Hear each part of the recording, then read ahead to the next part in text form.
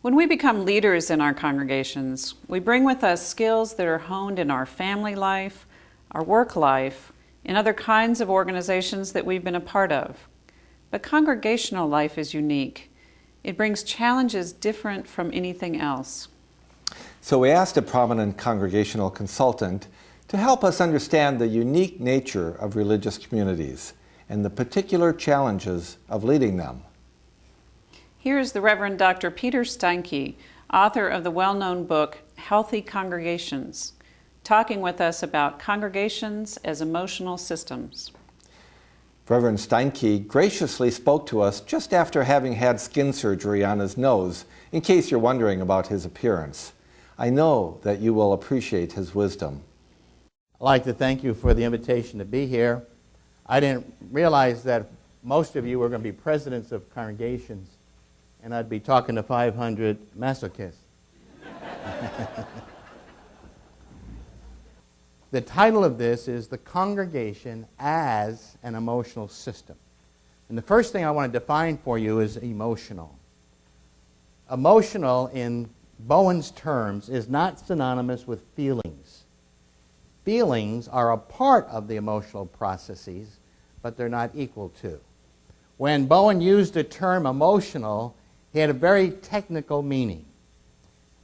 Anything in your behavior or mind that is instinctive, automatic, reactive, mindless, defensive is emotional. And about 90% of our behavior is emotional. Emotional behavior is that which has no premeditation. It's deeply innate. It's probably a biological imperative in our genes to tell us this is how you live. Emotional system in terms of a relationship. One of Dr. Bowen's faculty members, Dan Popperow, says in every marriage there is the conversation. All he has to say is A and she'll say B, or vice versa. And when I heard that, I thought, what conversation does my wife and I have? And I actually uncovered three major ones. But the prime one goes like this. You're not listening to me. Well, you know who was saying that, not me. And automatically, instinctively, defensively, I say, yes, I am. Okay. And with a little more volume and emphasis, she says, no, you're not. And I, with equal volume and emphasis, say, yes, I am. You've been listening to our conversation. Okay. Now, why don't I say, with maturity, I am not listening to you, but I would like to hear what you have to say. I haven't evolved to that step yet. Okay. And I will probably do this next week, even though I'm telling you about it right now. This is the emotional process. Now, I learned something way, way back with Dr. Friedman. No emotional system will change unless people in the emotional system change how they function with each other. Your marriage won't change. Your congregation will not change. Your work system won't change unless the people in that system change how they function with one another. Now, congregations are emotional systems. And like any other emotional systems, congregations develop patterns. And this is so true of emotional systems. When you develop patterns, once those patterns are in place, the system doesn't want to change it. Because systems are basically conservative. They like coherence. They like stability. And even if the pattern is dysfunctional, or you're not getting what you want out of it, or it's painful, you maintain it because it's familiar. And you know what happens when you try to change a system. All of the homeostatic forces arise. Now, homeostasis means to keep functioning in the same way. In the emotional system, you function better if you can handle anxiety. Because all emotional systems are very sensitive to anxiety. Now, anxiety is, for me, the basic human emotion. We all are anxious creatures. But there's also a very positive aspect to that.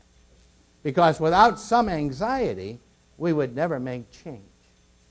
We would never modify anything. So pain at one level is a motivator.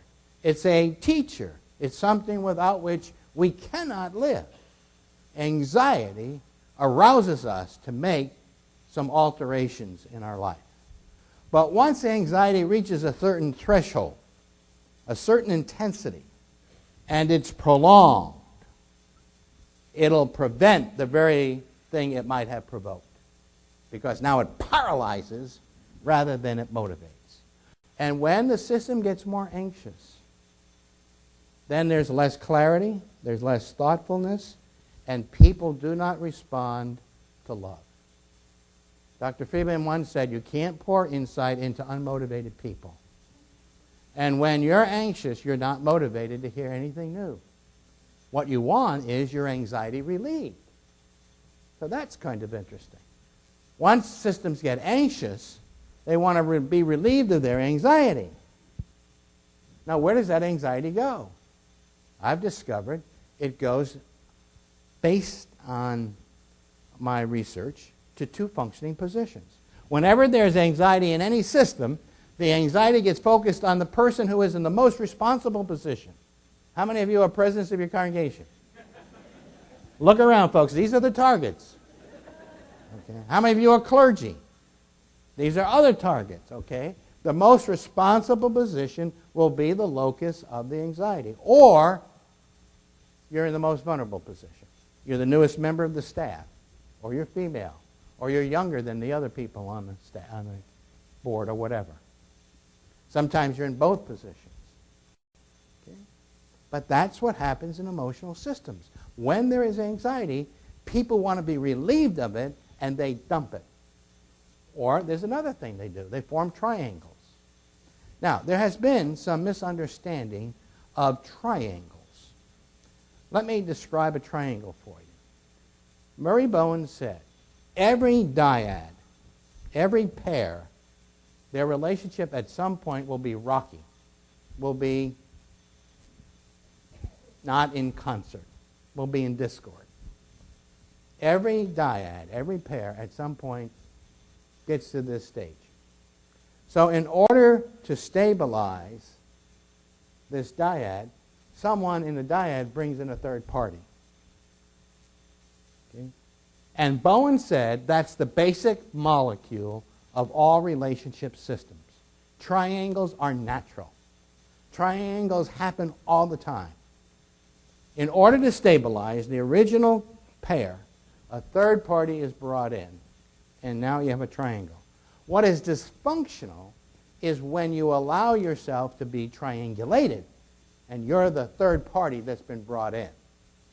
Because when you allow yourself to be triangulated, you now take responsibility for the lives of these two people and relieve them of their responsibility, and you have all the anxiety. To get out of the triangle, don't take responsibility for the issues that other people have. So you as a president of the congregation sit to be triangled over and over and over again. Pastors of congregations, and I would imagine presidents of the congregation are close to this, are potentially members of every triangle and every family in your congregation. Because you'll be the focus of the anxiety. You'll be the one to be brought in as the third party. But triangles are natural. They happen. It's the triangulation that becomes difficult. And that leads me to another important element of Bowen theory relative to emotional systems, and that is the concept of differentiation. Now, Bowen borrowed this term from biology. When a cell differentiates, it becomes a muscle cell or a bladder cell. It specializes. A stem cell is an undifferentiated cell. It's not specialized. That's why we're hearing so much about stem cells today. Can we take a cell that's not yet differentiated and make it into a specialized cell, especially to replace one that is diseased or impaired? So, differentiation always occurs in relationships. Differentiation is a process whereby you become a self yet a self that is connected to other people. That's what differentiation is about. It's about these two life forces of being a self, but being a self that also has to be in relationship with others. Well, you can see that these are forces that at times are very difficult to balance, because I've got my self-interest, and yet there's the interest of the community. And where do I end up in certain issues? Well, what happens is if you're anxious about being separate, being a self, using I statements, taking I positions, being an agent, the tendency then is to get too close to people, which we call emotional fusion.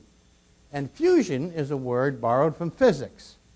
When you melt metals together, they'll reach a certain temperature, and then they begin to lose their properties. And eventually you will not be able to tell one metal from the other. They'll all be fused together. In emotional fusion, two people give up their self for the sake of the relationship. Good example is the dependent and the codependent. Okay? They are now fused with each other. Romantic love is a form of fusion.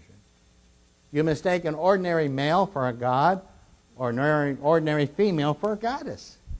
So any anxiety not resolved in one relationship gets played out in another relationship. And of course that happens a lot when you're the leader of a congregation. People will play out things that have nothing to do with the relationship with you. That's not the source, but they play it out with you. It belongs somewhere else. And the key to that is when they are over-focused on you. Now, the same thing would happen if you find yourself over-focused on somebody. What is going on, and where is the cutoff back in your own life and your history?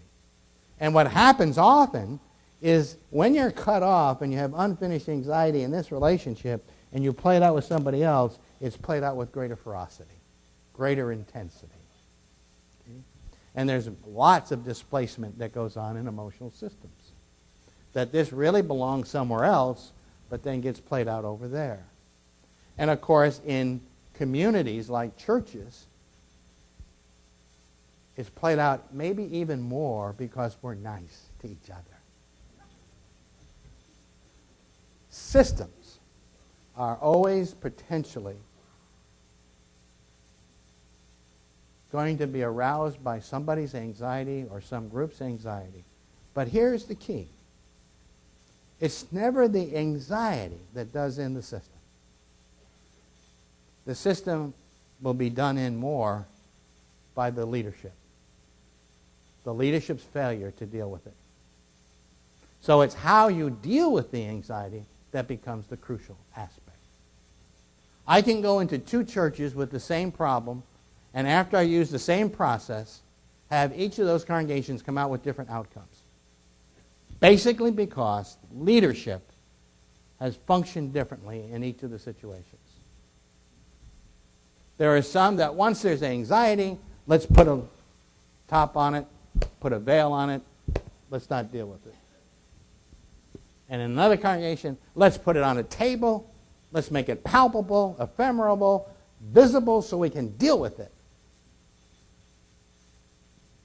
I always liked what the lay Episcopal theologian William Stringfellow once said. You can only disable the demonic by exposing it. You must name it. Here it is. Until you name it, you can't see it, you can't touch it.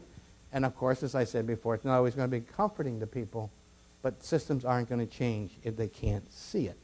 That's what differentiation is about.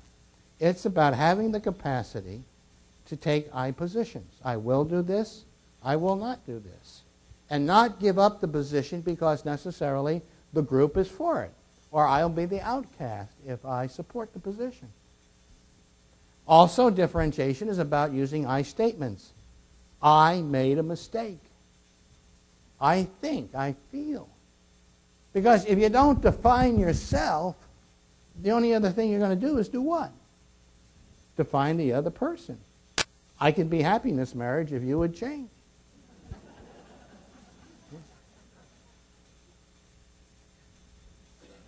Third, You can't be differentiated if you don't have a sense of direction. What is it that you want to accomplish? Where's your purpose?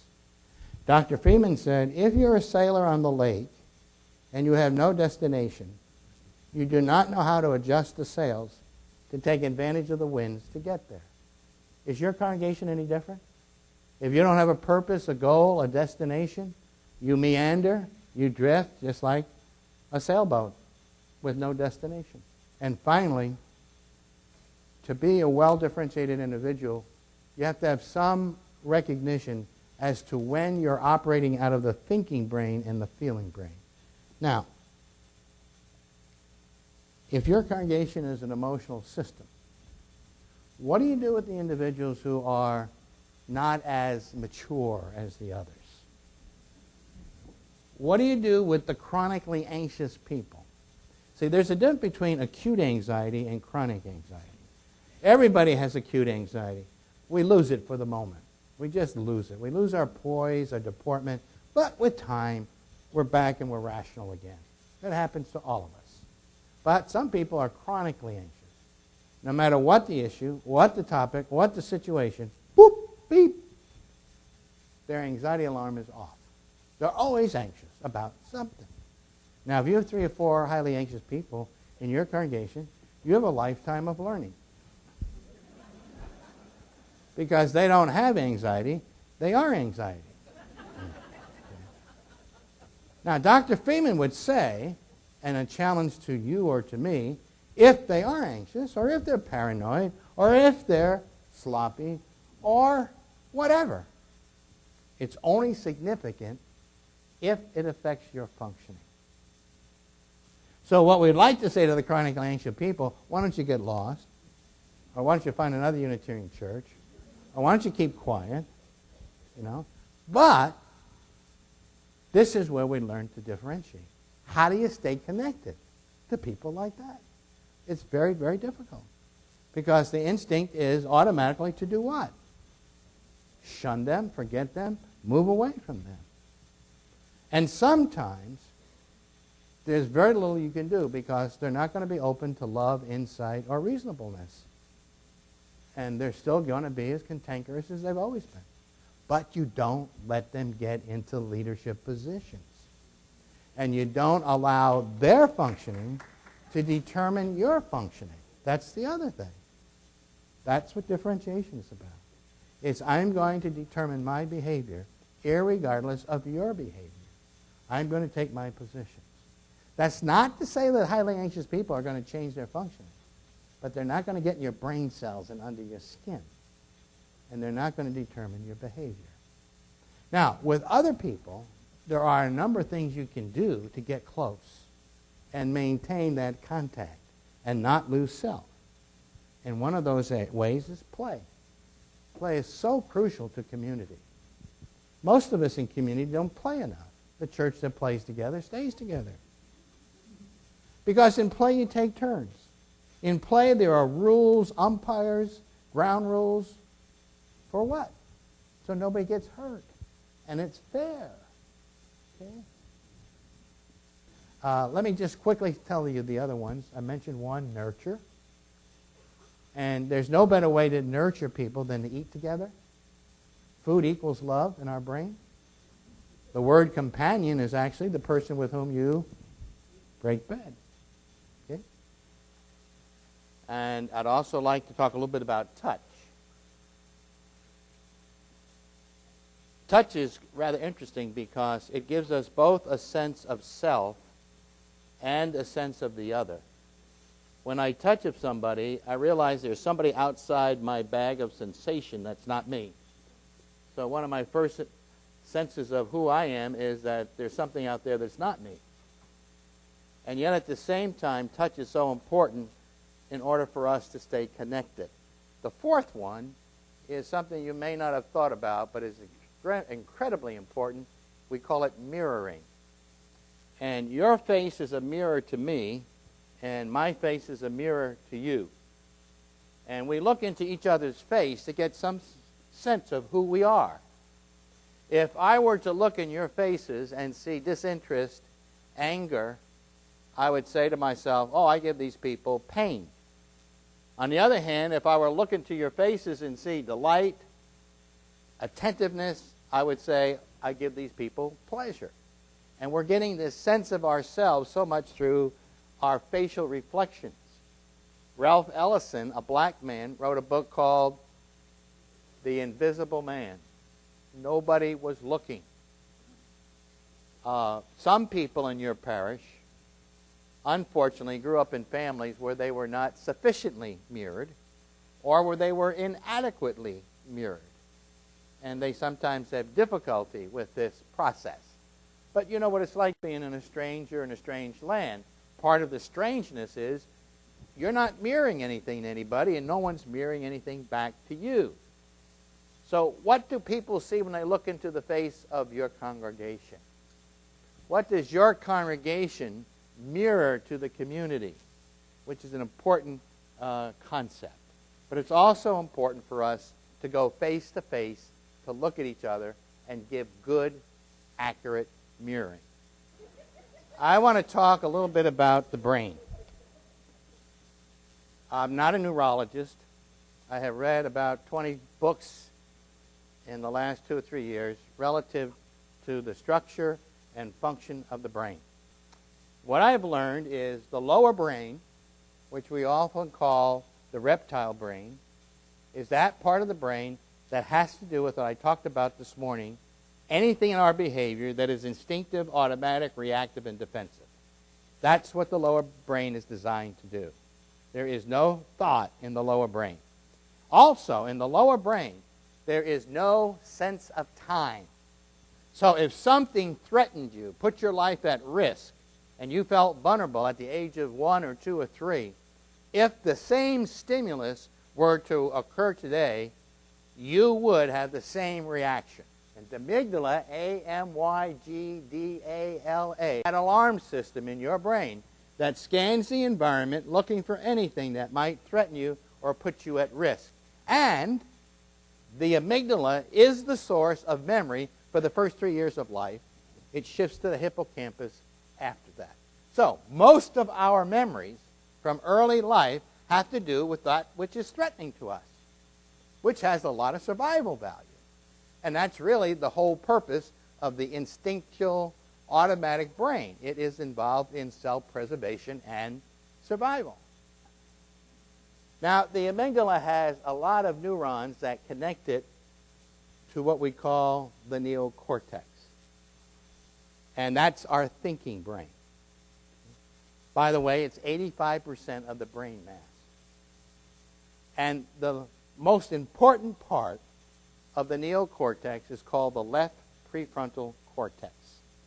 It is what actually makes us human. If our left prefrontal cortex was damaged or impaired, we would simply act like an animal by instinct. Some people have called the left prefrontal cortex the cathedral of complexity. Another has called it the vault of heaven.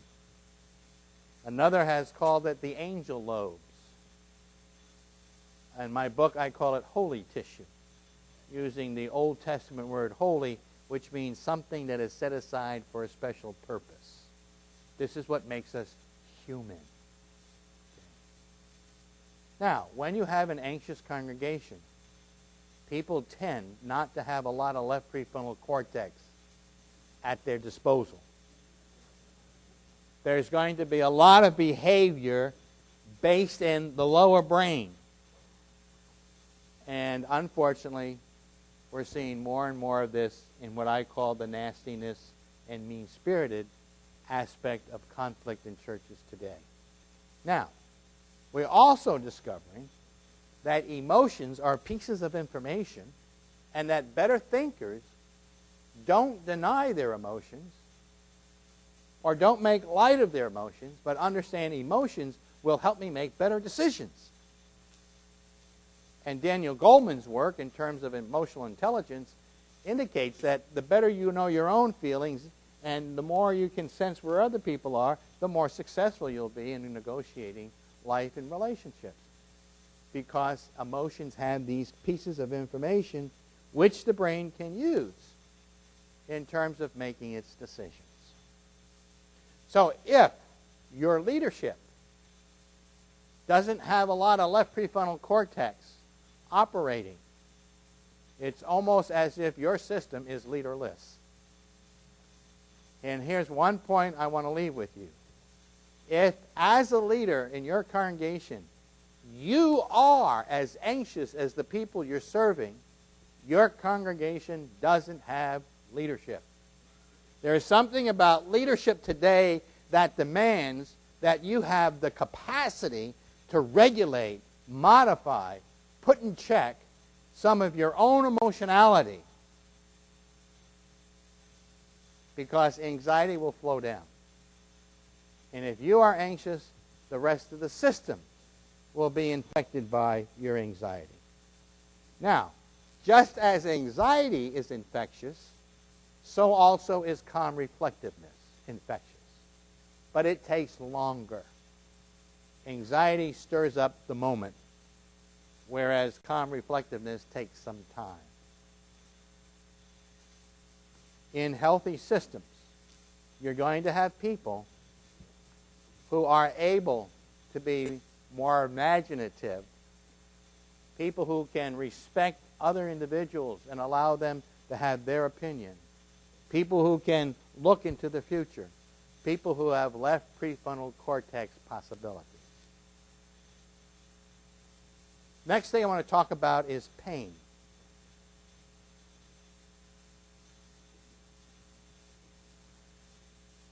To the degree, Dr. Freeman said, that you can tolerate pain in others is the degree to which they will grow.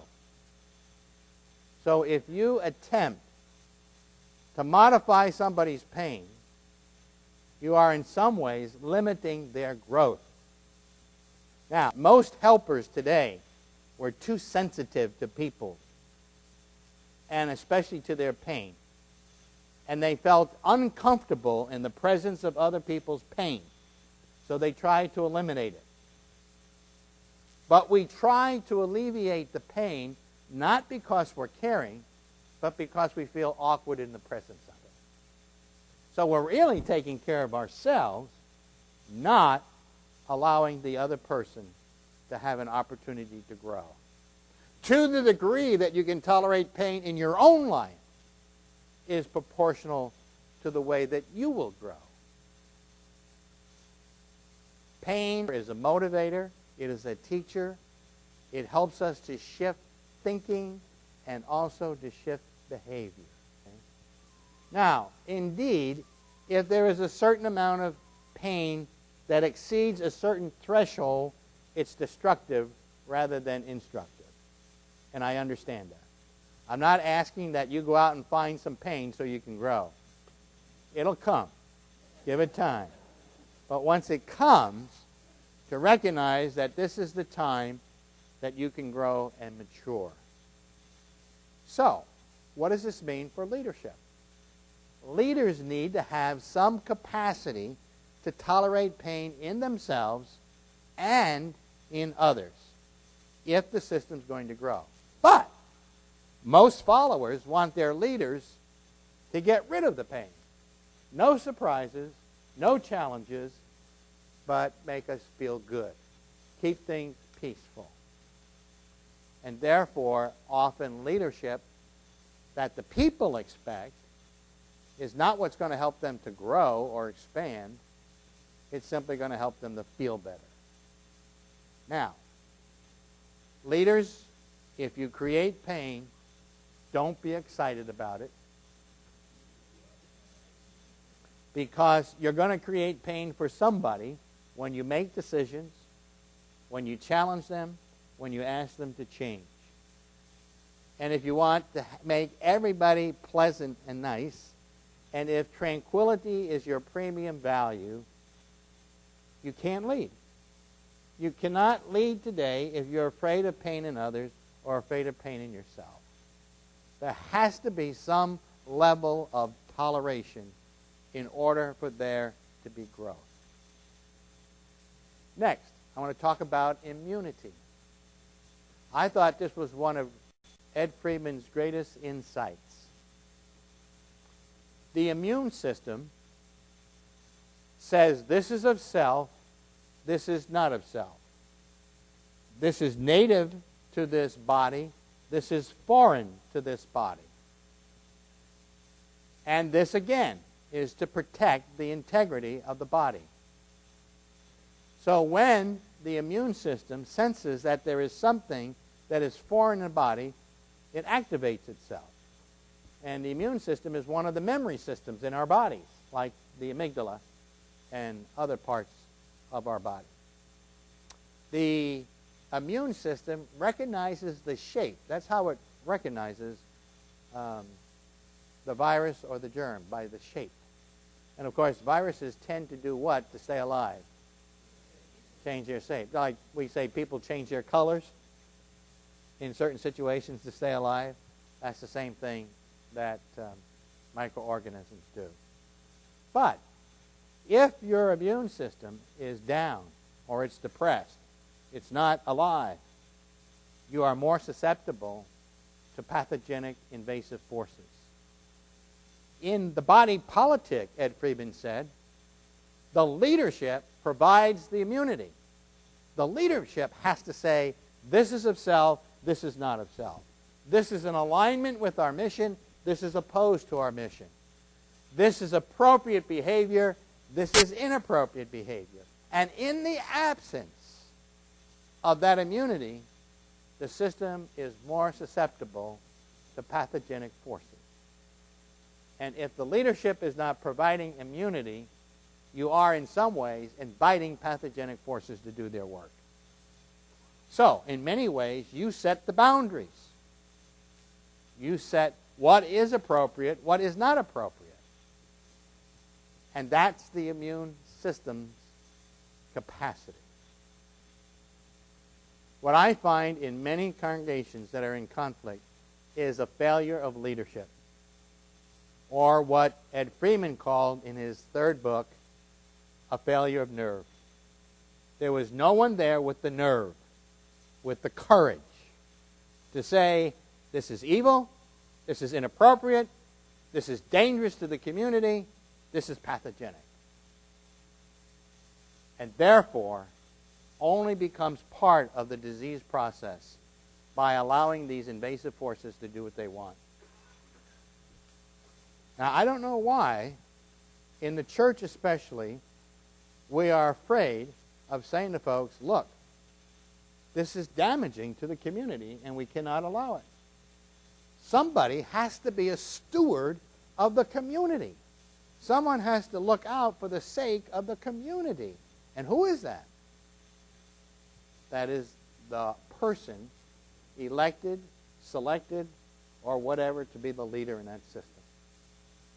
Because if the system does not have immunity, it is more susceptible to pathogenic forces.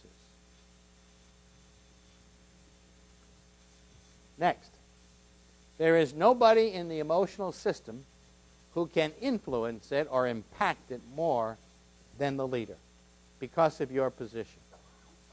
Some of this will be a little repeat, but I'm going to mention the four anyway. One is there's no one in the system who can give it a better focus than the leader. This is who we are. This is what we represent. This is where we're going. There is no one in the system who will more enhance change than the leader. And if leaders don't want to change, it ain't going to happen.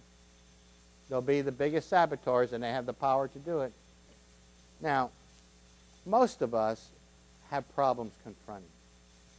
I did for a long time. But there's a good little book called Caring Enough to Confront by David Augsburger, professor at Fuller Seminary. And he calls it care fronting. Because if you really care about somebody, you challenge them. One of our problems, we think of pastoral care as mostly offering people comfort and soothing. But if you care about people, you also do what? You challenge them. You say, you know, I think you could do more, or there's something else here. And that has to come from the leadership.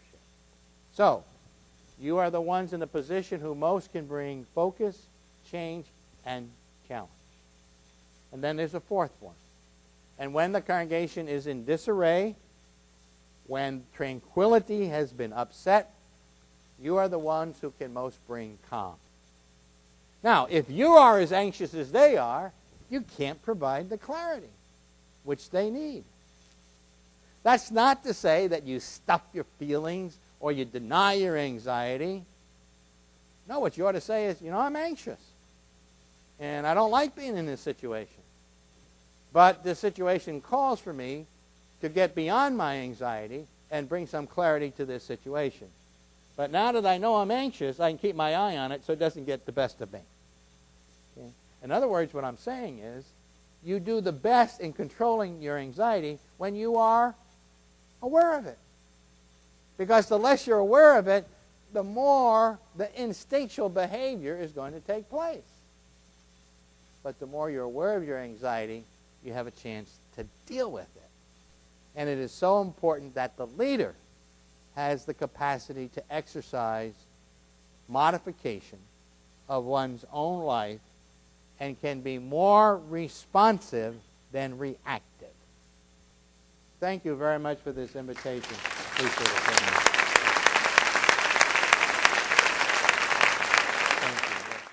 We hope this brief presentation offered you some new perspective on how to be a more effective leader in your congregation.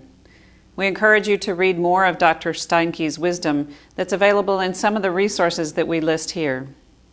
And there are an enormous number of resources for lay leaders available at the UUA website. Go to uua.org/leaders.